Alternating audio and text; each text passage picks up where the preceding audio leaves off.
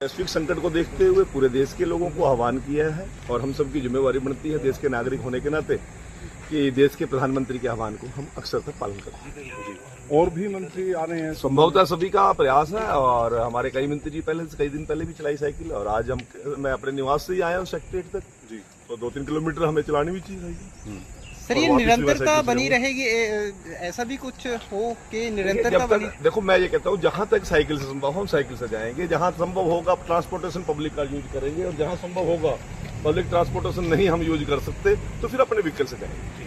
5 kilometre जो है sector 16 से पहले मैं एमएलए हॉस्टल आज सोमवार था मंदिर गया और वहाँ से फिर दोबारा से, तो ये उस दिन पंचकमल में जो मीटिंग थी उसमें भी मैंने कहा था कि मेरा अपना विचार है, ये नहीं कि कोई इसको फॉलो करे या ना करे, कि भी हम कम से कम चंडीगढ़ में जब हों अपने निवास स्थान से जहाँ मीटिंग है, जो मीटिंग स्थल है, कभी माननीय मुख्यमंत्री जी के आवास पे मीटिंग हो जाती है, कभी सेक्रेटरीट में होती है, कभी हरियाणा निवास में होती है और इस तरह से अपने ऑफिस में भी जहाँ हम बैठते हैं और विधानसभा जो हो तो विधानसभा में भी हम कोशिश करें कि अपने निवास स्थान से हम साइकिल पर आए। मैं इस कोशिश को लगातार जारी रखूँगा कि अपने निवास स्थान से इस तरह से साइकिल पर आने। इसके साथ ही सर जिस प्रकार से आज कैबिनेट मीटिंग क्या कुछ खास है?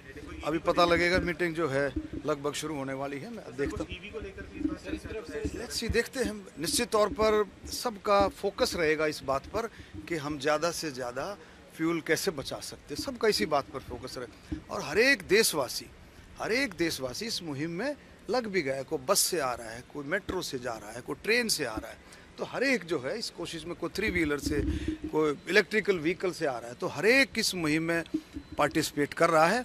सबका योगदान है, बूंद बूंद घड़ा भरता है, तो एक छोटा सा योगदान मैंने भी कोशिश की है, तो लेट्स सी। Thank you.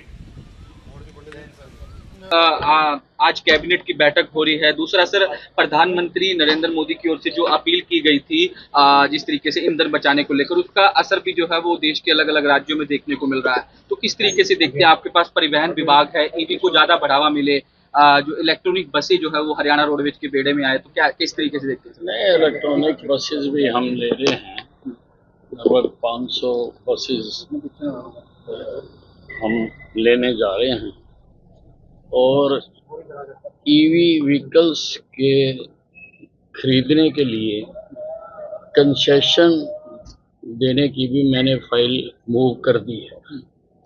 मैंने चंडीगढ़ और दिल्ली के एट पार 100% टैक्स में एग्जम्पशन की फाइल मूव की है ताकि लोगों को प्रोत्साहन दिया जाए कि वो इलेक्ट्रिक व्हीकल्स खरीदें।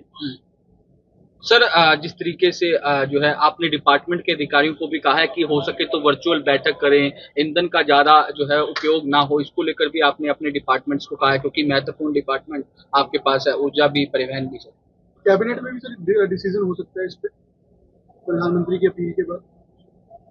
अब कैबिनेट में तो क्या लाया जाता है ये मुख्यमंत्री जी का प्रेरोगेटिव है। अब जाके पता लगेगा कि क्या क्या उसमें लाया गया है। आपके विभाग में से क्या चेंजेस आपने डायरेक्ट? नहीं, हमारे विभाग में तो पूरी तरह से हम सारा जो है वर्चुअल मीटिंग्स भी कर लेते हैं और वैसे हमारे काम तो टेलीफोन पर भी चल जाते हैं। अधिकारियों को आदेश देने हैं, टेलीफोन पर देके भी काम चल जाते हैं। साहब, जिस प्रकार की स्थिति इस समय बनी हुई है ईंधन को लेकर, क्या आने वाले समय में जितने भी अधिकारी हैं और जितने विभाग हैं उन सबको ईवी व्हीकल्स जो हैं उसकी ओर भी प्रोत्साहित किया जाएगा कि वो ईवी व्हीकल्स अब लें? नहीं, देखिए, अगर टैक्स कम कर दिया जाता है और तो लोगों का रुझान ईवी की तरफ बढ़ेगा ही। ठीक है सर, थैंक यू।